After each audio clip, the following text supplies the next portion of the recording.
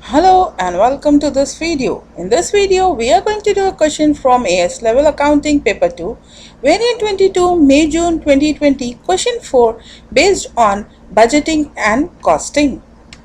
The question states that DL Limited will soon be introducing a system of budgetary control. The directors are aware that this should provide a number of advantages. However, they are not sure how the budgetary control will affect the company's departmental managers. In the event of the question, we are asked to explain three ways in which the introduction of the system of budgetary control will affect the departmental managers of a business. We see there are various ways in which the introduction of the system of budgetary control will affect the departmental managers of the business. Like if the managers are involved in setting the budgeted targets, then they will feel more responsibility towards achieving the targets, and this will lead to more motivation. For example, if we are making the budget for sales department, and if the sales managers are involved in making the budget, then as they are a part of the team, they feel more responsible to achieve the set targets, and this will lead to more motivation and more efficiency in the organization, and it will have a positive effect. However, if the managers are not involved in setting the targets or making the budgets, then this may lead to demotivation, and it may also lead to targets which are set, and these targets may not be achievable or realistic. Like for example, as we are taking the example of sales department, let's proceed with that. Say the directors here of DL Limited have set a target for sales department to increase the sales by 25%, and based on the departmental manager's view of the sales, they think that they can achieve only an increase of 15%. Based on the analysis of the demand as well as the team performance, they think this is a more realistic target, and as the directors have already set a target of 25%, then what happens? This may lead to demotivation, grievance, inefficiency, and hence the target may not be achieved. So this may be the problem when they are not a part of the team. Nevertheless, if the set targets or the aims or the objectives are clearly defined and realistic to achieve, then it will increase the efficiency of the managers, as now they will have a clear-cut idea of what have to be achieved, and they can plan and achieve this more effectively. However, if the budgetary control are done without the involvement of managers, then this may prove to have undesirable results or restrictive results, which otherwise would have been more beneficial for the organization as well as for the managers, may not be beneficial if the opportunities is rejected by the managers. Furthermore, additional information is provided which states that DL Limited manufactures a single product at one of its factories. The following information is available about one unit of production. Selling price $69, direct material 2 kgs at $3.30 per kg. Direct labor is 5.2 hours at $8.30 per hour. Other variable cost is $2.24. The factory's fixed costs are $374,000 per annum. The factory has the capacity to make 28,000 units per annum in normal working conditions. In the B bit of the question, we are asked to calculate the contribution per unit. See, contribution per unit will be the selling price per unit minus the variable cost per unit. The selling price per unit is given as $69. So we have mentioned that. Then for variable cost, it is mentioned that the direct material, which is 2 kgs at the rate of $3.30 per kg. So when we multiply 2 with 3.30, we'll get $6.60. And for direct labor, it is given that 5.2 hours times $8.30. So when we multiply this two, we'll get $43.16. And for other variable cost, it is given that it is $2.24. So for this, all these three makes our variable cost per unit. So when we add all these three, we'll get $52. So for contribution, it is selling price minus the variable cost. So selling price per unit is $69 minus the variable cost per unit is $52. We'll get the contribution as $17 for 1 unit. Next, additional information is provided which states that the annual target profit for the factory is $50,000. During the year ended 31st December 2019, 24,500 units were made and sold and the targeted profit was not achieved. So in the C-bit of the question, we are asked to calculate how much the target profit was not achieved for the year ended 31st December 2019. For this, what we will do is first we'll find the actual profit, then we'll subtract the targeted profit from the actual profit so that we will get the amount of targeted profit which was not achieved. So to get the actual profit, first what we have to do is we have to find the total contribution. For this, what we will do is we will take the number of units produced and sold, which was 24,500 units in this question, times the unit contribution which was calculated in the bit B of the question. Then when we multiply 24,500 times $17, we'll get the value as $416,500. From here, we'll subtract the fixed cost to get the profit. The fixed cost which was given was $374,000. So once we subtract this from $416,500, we will get the value as $42,500. Then this will be the actual profit which was achieved during the year ended 31st December 2019. However, what was targeted was 50,000 and this was the targeted profit. So the amount which was not achieved, when we subtract 50,000 from $42,500, will get negative $7,500, and this negative $7,500 will be the amount of targeted profit which was not achieved. Next, we have additional information which states that the directors are considering two options to increase the demand for the product above the current level of 24,500 units.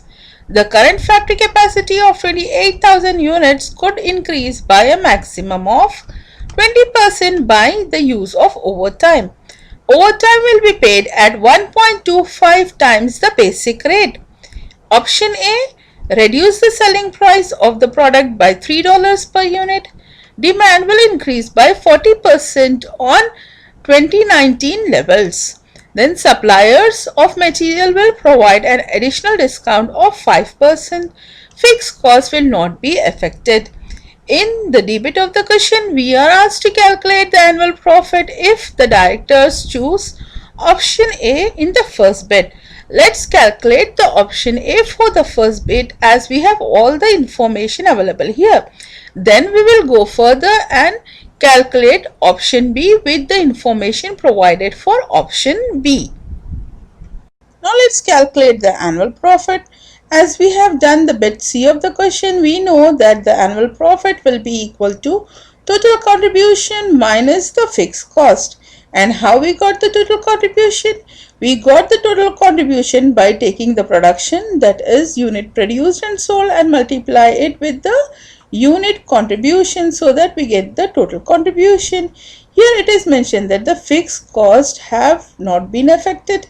However, there is a change in the production as well as the change in the selling price and the variable cost. So as the change in the production and the change in the unit contribution will change our total contribution. Let's find the change in the production and then we will find the change in the unit contribution and then we will find the total contribution.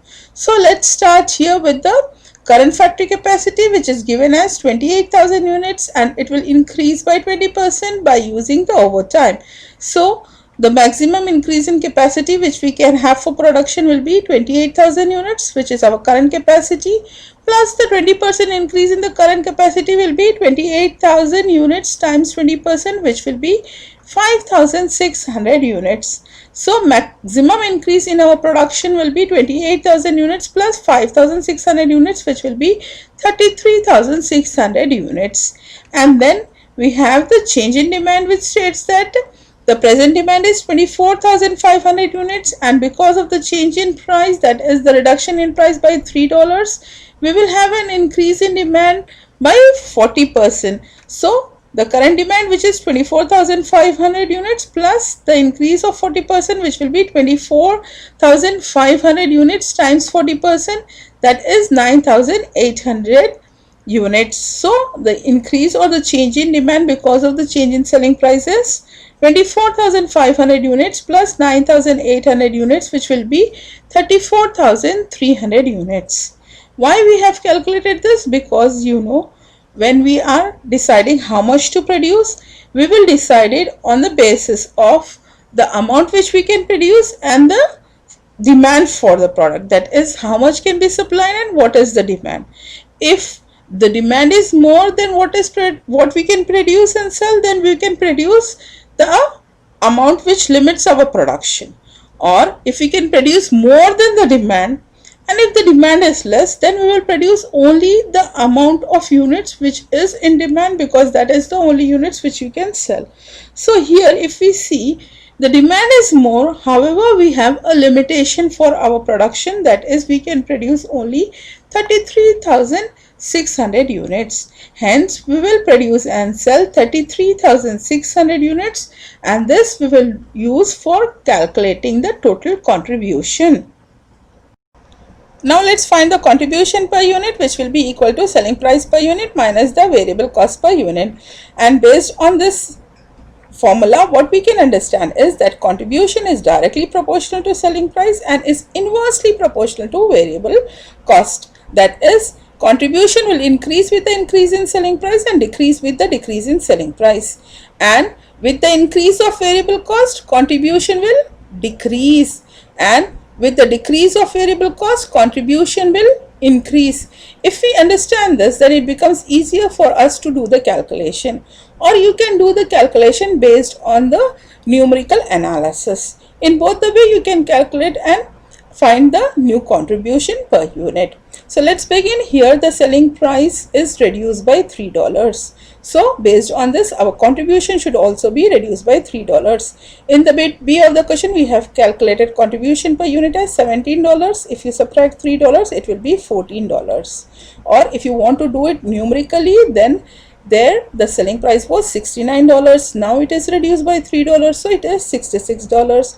And from there, if you subtract the variable cost which was calculated in the bit B of the question, that was $52, we will get the contribution as $14.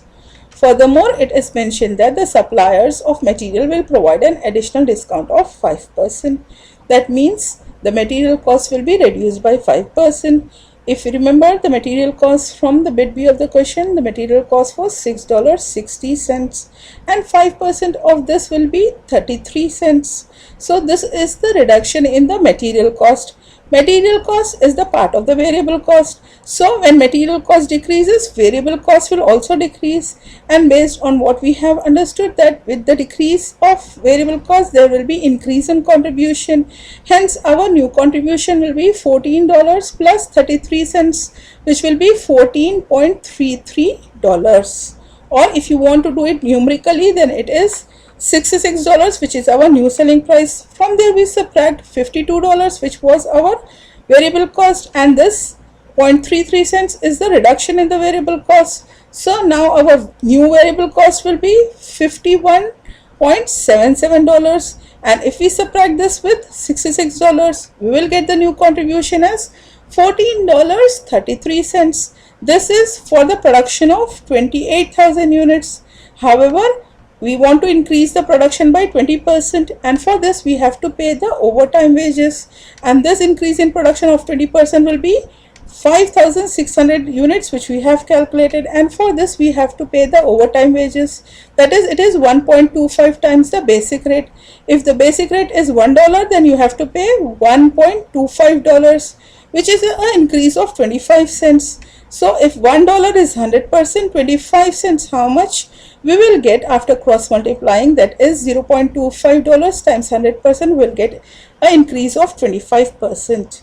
And if we remember the labor wages rate which we have calculated in the bit B of the question, it was $43.16 times 25%, which will be $10.79, and this will be the increase in the labor rate for 5,600 units. So as the labor rate will be, or the labor wages will be, the part of the variable cost, hence the variable cost will be increased by $10.79, which will decrease the contribution from $14.33 minus $10.79 will be $3.54, and this will be the contribution per unit for what?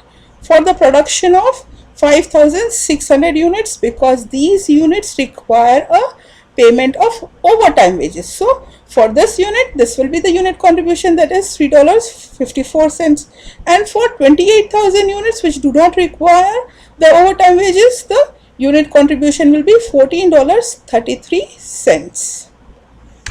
Now let's calculate the annual profit, which we get it by taking the total contribution minus the fixed cost. So for total contribution, we have two different types of contribution which we get for different production. That is for 28,000 units which we are producing without the overtime wages, the contribution will be $14.33 per unit. So hence when we find the total contribution for this 28,000 units, it will be 28,000 units times $14.33, which will be $401,240.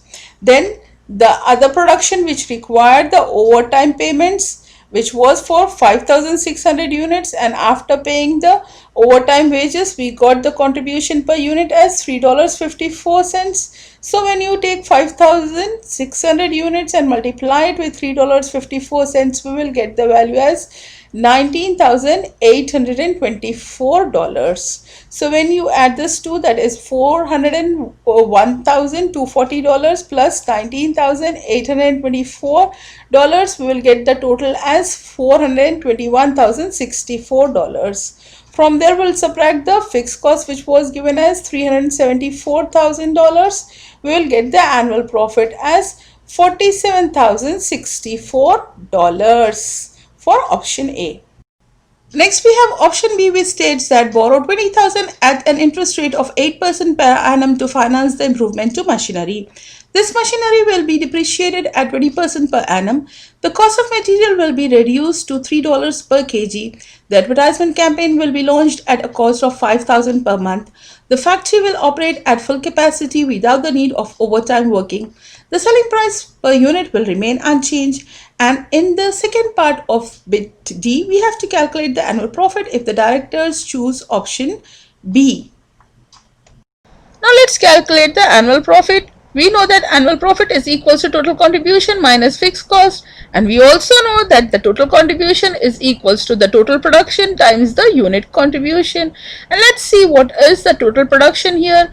It is mentioned the factory will operate at full capacity without the need of overtime working. So the information which was given before, we know that for full capacity the factory will produce 28,000 units and there is no overtime, so the total production will be 28,000 units for option B.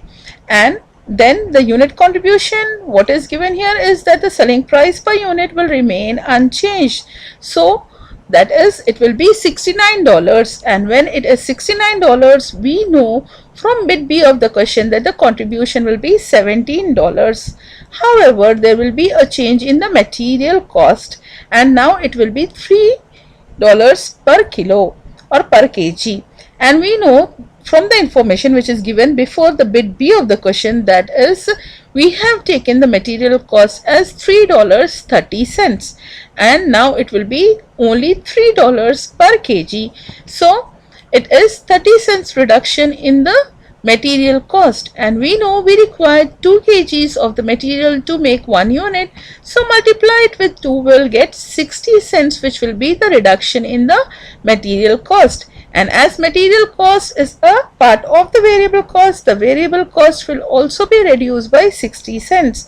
When the variable cost is reduced by 60 cents, then the contribution will increase by 60 cents.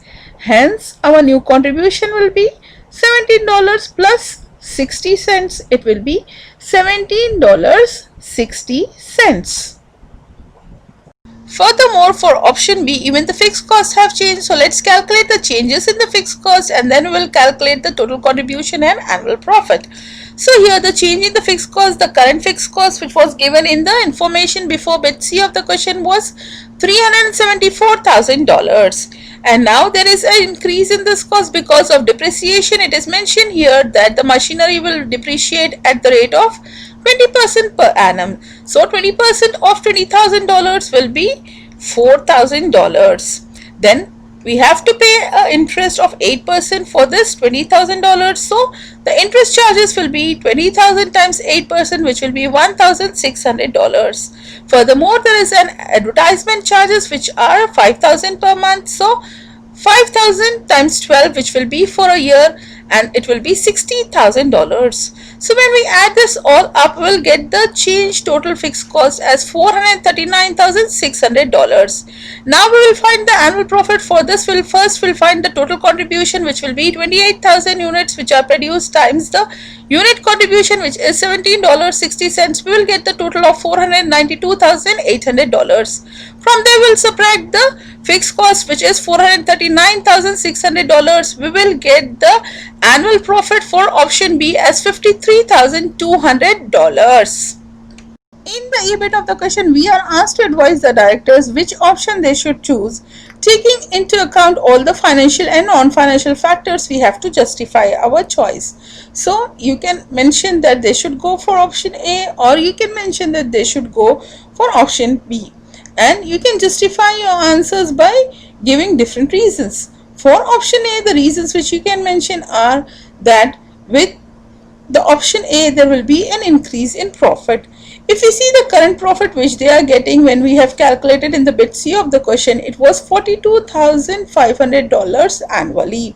And with option A, they can earn $47,064 annually, which is an increase of $4,564 annually.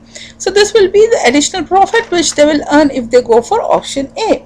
And furthermore, option A, if we remember that there is no changes in the fixed cost when we go for option A, and as the fixed costs have not changed, then what happens is it will be more beneficial for the company, as here the demand is just predicted or is estimated, and it will be more beneficial for the company if they don't make any changes to the fixed cost if the increase in demand is not maintained. Then it will also ensure that the factory work at the full capacity, hence it will ensure the effective use of the existing resources. Furthermore, you don't need to apply for a bank loan if you go for option A, which is the case when we go for option B. In option B, we have applied for a bank loan and we have taken a bank loan of $20,000 and we have to pay an interest of 8%, which is not required when we go for option A, and hence there will not be any increase in the company's liability. And if the bank rejects the loan, then also we can go for option A, because option A do not require any bank loan. So these are the various reasons which you can mention if you have stated that the directors should go for option A. However, if you have mentioned that the director should go for option B, then you can support your answer stating that this will increase the profit to a much larger extent, because the current profit was $42,500 and with option B they are earning $53,200, and this is a large increase in profit. That is, it is an increase of $10,700, which is even more than the option A, where the annual increase in the profit will be $4,564. So this is more than even the option A profit, and here we are achieving the targeted profit. The targeted profit was $50,000, and as we are earning $53,200 when we go for option B, we are even exceeding the targeted profit by $3,200, and we are exceeding the profit for which we have earned in the option A. And there we have seen that the option A was not able to achieve the targeted profit, and it has missed the targeted profit by $2,936. However, in option B, we are able to achieve the targeted profit as well as exceed the profit. And we will also say that it will avoid the overtime working, because of overtime working, it will be more tedious job for the labor and they have to work for more hours. As they work for more hours, then naturally the overall production quality will be reduced, because they may just try to complete the work rather than trying to work more productively with improving the quality. Hence there will be a deterioration in the quality of production. And this will also, when we see about option B here, no doubt we are not going for overtime, but we are using the resources to the full capacity, as we are working for the full capacity and we are producing 28,000 units, which we produce when we make the factory work for the full capacity. Hence, all the existing resources are more efficiently used when we go for option B. So you can mention any of the option and justify your choice. With this, we have completed this question. Thanks for watching my videos and have a great life.